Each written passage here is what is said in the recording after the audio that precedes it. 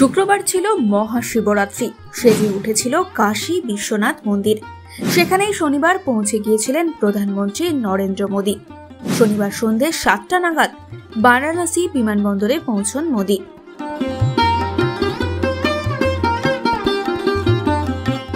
সেখান থেকে পৌঁছে গিয়েছিলেন কাশী বিশ্বনাথ মন্দিরে।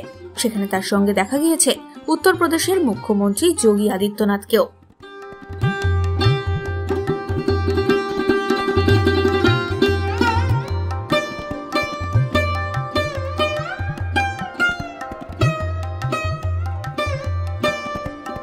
বিশ্বনাথের মাথায় জল ঢেলে আরতি করেন মোদী।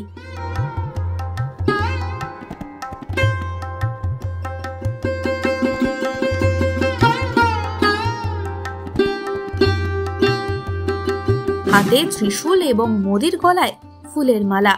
এমন ভাবেই দেখা গিয়েছে এদিন মোদীকে। এই সময় ডিজিটাল।